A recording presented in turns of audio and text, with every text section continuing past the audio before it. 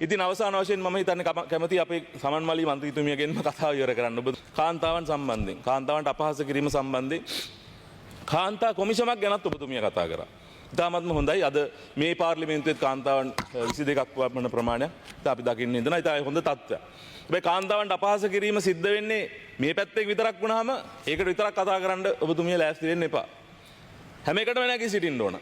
අගමැතිතුමිය අපි දැක්කා ඔබතුමියලාගේ කාන්තා මන්ත්‍රීතුමියන්ට යම් අපහසුතාවයක් වුණාම ඒ වෙනුවෙන් පැය ගණන් කතා කරලා ඒ සම්බන්ධයෙන් අපිට විරෝධතාවය පළ කරා.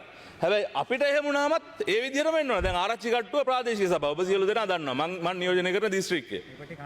හරිද? මම නියෝජනය කරන දිස්ත්‍රික්කයේ මේ සභාපතිවරයෙක් ඒ සභාවේ ඉන්න ලාබාලම මන්ත්‍රීවරිය පොඩි ළමෙක් කොහොමද මන්ත්‍රීතුමිය කතා කරලා තියෙන්නේ ළමයට? ඔබතුමිය දන්නා ඔළුව හොලන. බොහොම හොඳයි. ස්තුතියි. ඒ සම්බන්ධයෙන් කටයුතු කරන්න. ඒ සම්බන්ධයෙන් ප්‍රකාශයක් කරන්න නැගිටලා. කාන්තාව විමුක්තිය තියෙන ඔය පැත්ත විතරක් නෙමෙයි. කාන්තාව විමුක්තිය අපේ පැත්තෙත් තියෙනවා. එතුමියට දෙන්න වෙලාව පොඩ්ඩක්. ගරු මන්ත්‍රීතුමිය. මන්ත්‍රීතුමිය. ඔබතුමා මේ පිළිබඳව ප්‍රකාශයක් කරන්න මැතිතුමා මතක් කරපු එක ගැන හොඳයි. මොකද මං රෝවිනි කවිරත්න මන්ත්‍රීතුමිය ගැනත් කතා කරේ නිසා ඒ ඔබතුමා කියපු විදිහටම සභාපතිතුමාගෙන් අනවශ්‍ය හරි එහෙම නැත්නම් එතුමියට මන්ත්‍රීවරියට හිත රිදෙන විදිහේ යම් දෙයක් සිද්ධ වෙලා තියෙනවා නම් ඒ පිළිබඳව අපි කිසිම ප්‍රශ්නයක් නැහැ. ඒකට ගන්න ඕන ක්‍රියාමාර්ගත් ගන්නවා.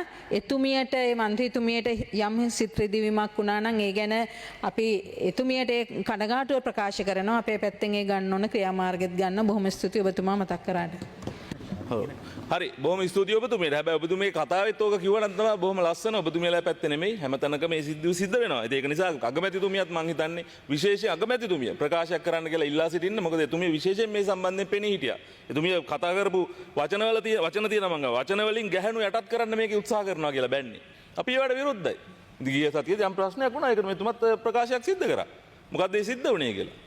ඒක නිසා එහෙම අපිට අවශ්‍ය නැහැ ඒ කාටවත් එහෙම කරන්න. ඒක නිසා කතානායකතුමිය ගරු මුලාසන මන්ත්‍රීතුමියනි මම යෝජනා කරන්න කැමතියි අගමැතිතුමියට මේ සම්බන්ධයෙන් ප්‍රකාශයක් කරන්න. ඒ වගේම අගමැතිතුමිය ගෝලීය කාන්තාවන් පිළිබඳ ගෝලීය කාන්තාවන් පිළිබඳ මේ ලෝකනායකින් එහෙම අමතන්න යනවා. මම දැක්ක කාන්තාවන් සම්බන්ධයෙන් කටයුතු කරනවා වගේම දැන් ඉන්නවනේ මේකෙත් මාලිමාවේ රිදී සීනු කියලා කාන්තා විමුක්තිය වෙනුවෙන් ඒගොල්ලන්වත් එක්කගෙන ගිහිල්ලා ආරච්චි කට්ටුවට ගිහිල්ලා සභාපතිතුමාවත් ආමන්ත්‍රණය කරන්න ජාති අමතන්න කියලා මම ඉල්ලා සිටිමින් මම යන්න වෙනවා. බොහොම ස්තුතියි. ස්තුතියි ගරු මන්ත්‍රීතුමා.